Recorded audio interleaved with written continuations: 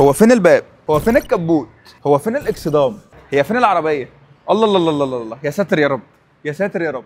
كل العربيات دي موجوده في مركز هاي اند اوتو اللي متخصص في الدهان والسمكره والبي دي ار، وعنده اجهزه وصنايعيه على اعلى مستوى. وهم شاطرين قوي في الرد على البارد، اي حاجه ممكن تترد على البارد بيعملوها لك، حتى العربيات الجديده اللي صاجها المونيا برضه بيعملوها لك. ده المكان بتاع الدهان، والباكيه دي للسمكره، وده السلك كنت شرحت لكم في فيديو قبل كده بيعمل ايه بالظبط. ولو انت قلقان تيجي فانا عايزك تتفرج على العربيات اللي موجوده هنا: جي كلاس، جي ال اس، اكس 6، اودي اي 5، والمالكه بنفسها، المايبخ.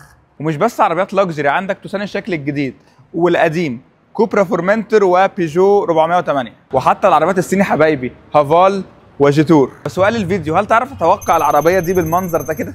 وعشان الناس عاشقين نظريه المؤامره، انا اقسم بالله العربيات دي مش جايه عشان التصوير، هم اصلا ما كانوش عارفين انا جاي امتى بالظبط. واهم حاجه ان المكان ده مش محذوف في اخر الدنيا، ده في محور جهان السادات، قريب من مدينه نصر ومصر الجديده والتجمع وحتى وسط البلد.